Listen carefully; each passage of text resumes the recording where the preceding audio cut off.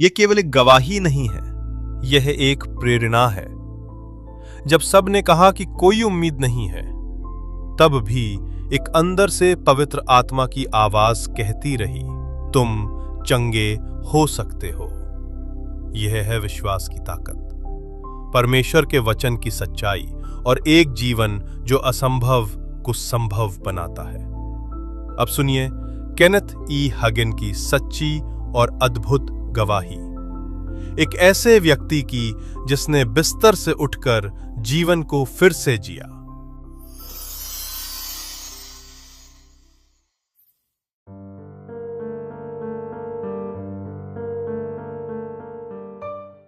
किसी ने केनेथ से कहा, तुम चंगे हो सकते हो, तुम्हें मरना नहीं है। उसने ये बात शब्दों में नहीं कही, लेकिन केनेथ के भीतर ये भावना आई, तुम्हें इतनी कम उम्र में मरना नहीं है, तुम चंगे हो सकते हो। लेकिन केनेथ ने उस पर ध्यान नहीं दिया। उन्हें नहीं पता था कि ऐसा होना भी संभव है। किसी ने उन्हें कभी नहीं बताया। उन्होंने अपने परिवार वालों से पूछा। वे उनसे प्यार करते थे, लेकिन उन्होंने कहा, नहीं बेटा, अब परमेश्वर चंगाई नहीं करता। यह सब तो प्रेरितों के समय में था। फिर जो मसीही लोग उनसे मिलने आते थे, उन्होंने भी यही बात कही। आखिरकार किसी ने कहा, हां, परमेश्वर सर्वशक्तिमान है, वो कर सकता है अगर वो चाहे। केनेथ सोचने लगे, सही है, यही तो बपतिस्मा सोच है। लेकिन लोग ये भी कहते, पर शायद उसकी इच्छा नहीं है। और तभी शैतान ने केनेथ के मन में डाला, तुम उनमें से नहीं हो जिन्हें परमेश्वर चंगा करना चाहता है। लेकिन उनके अंदर एक गवाही बनी रही, तुम चंगे हो सकते हो। 6 महीने बिस्तर पर पड़े रहने के बाद नवंबर 1933 में उन्हें फिर वही भावना आई। उन्होंने बिना सोचे कह दिया, अगर मैं चंगा हो सकता हूं तो कैसे? भीतर से एक शांति भरी आवाज आई, ये सब किताब में है, वचन में, बाइबल में। केनेथ ने बाइबल उठाई। वो पहुंचे मरकुस 11:23-24 पर और पढ़ा। फिर अंदर से आवाज आई, यही है, यही है। उन्होंने उस वचन को पूरी रात दोहराया। उन्हें ऐसा लग रहा था जैसे वो बिस्तर और छत के बीच धागे से लटके हैं। लेकिन उन्होंने समझ लिया, मुझे अभी बिस्तर में पड़े हुए ही विश्वास करना होगा कि मैं चंगा हो गया हूं। कोई शारीरिक परिवर्तन नहीं था। उनका दिल अब भी ठीक से नहीं धड़क रहा था। शरीर लकवाग्रस्त था। पर उन्होंने कहा, अगर मैं विश्वास करता हूं तो परमेश्वर देखेगा कि मुझे चंगाई मिल जाए। उन्होंने प्रभु की स्तुति करनी शुरू की। धन्यवाद यीशु, मेरे दिल की चंगाई के लिए। धन्यवाद लकवे की चंगाई के लिए। धन्यवाद खून की बीमारी से चंगाई के लिए। फिर अंदर से आवाज आई, अब तुम विश्वास करते हो कि तुम चंगे हो? केनेथ ने कहा, हां। फिर आवाज आई, तो उठो। उन्होंने प्रयास किया और परमेश्वर की शक्ति उनके शरीर से होकर निकली और वे सीधे खड़े हो गए, पूरी तरह चंगे। ये 8 अगस्त 1934 की बात है। उन्होंने किसी को नहीं बताया। 2 दिन तक वे खुद ही कमरे में चलते रहे। तीसरे दिन मां से कहा, मां, मेरे कपड़े निकाल देना, मैं सुबह उठकर नाश्ता करूंगा। अगली सुबह उन्होंने चलकर डाइनिंग रूम में प्रवेश किया। उनके दादाजी चौंक गए, बोले, क्या लाजर फिर से जी उठा है? केनेथ ने जवाब दिया, हां, प्रभु ने मुझे उठाया है। कुछ दिन बाद उन्होंने एक और अलौकिक अनुभव किया। वो आराम कर रहे थे, तभी एक आवाज आई, तेरा जीवन क्या है? वो तो भाप के समान है और आज तू अवश्य मरेगा।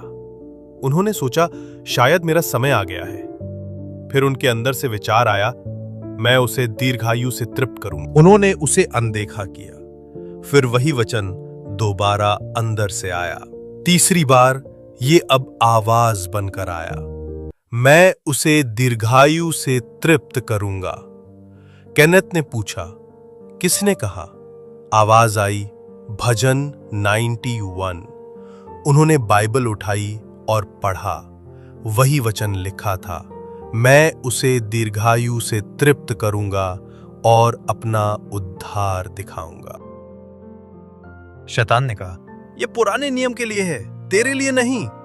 केनेथ ने इफिसियों 6:2-3 और 1 पत्रस पढ़ा और जाना दीर्घायु उनके लिए भी है। अब केनेथ को समझ आ गई, दीर्घायु मेरे लिए भी है। वो खड़े हुए और जोर से बोले, तू दुष्ट शैतान, निकल जा मेरे कमरे से। और उन्होंने जोर से लात मारा, जैसे उसे बाहर निकाल रहे हो। बाहर निकल जा, मैं तुझे नहीं मानता। तो ये थी उनकी गवाही, उनकी चंगाई पाने की। उन्होंने विश्वास के सिद्धांत पर शिक्षा दी और परमेश्वर की सेवा की।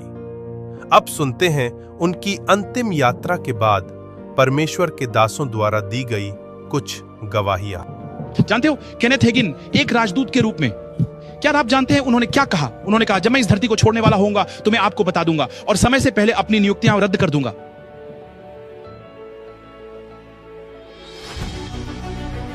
फिर वह दिन आया जब वह मर रहे थे। केनेथ हेगिन ने अपनी पत्नी को लिया और वे सुबह बहुत जल्दी नाश्ता कर रहे थे, सुबह 7 या 8 बजे, और उन्होंने वहां सॉसेज और अंडे लिए और उनकी आदत के अनुसार वह अपनी प्लेट से सबसे बड़ा सॉसेज उठाकर अपनी पत्नी की प्लेट में रख देते थे। बड़ी बड़ी सॉसेज वहां रखी और उन्होंने कहा, मेरी मीटिंग्स रद्द कर दो। सबको बुलाया, रद्द करना शुरू किया। उन्होंने कहा, हमारे दोस्तों को बुलाओ। उन्होंने अपने दोस्तों को बुलाया कि वे उनके साथ उसी कमरे में नाश्ता करें। उन्होंने अपनी पत्नी की ओर देखा।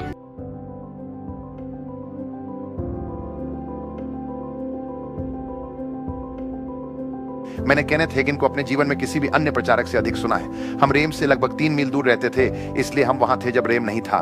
मैं उस दिन वहां था जब उन्होंने रेम बनाने के लिए नींव रखी थी। तो मैं एक हेगिनाइट हूं, उन्हें प्यार करता हूं, उनके लिए भगवान का शुक्र है।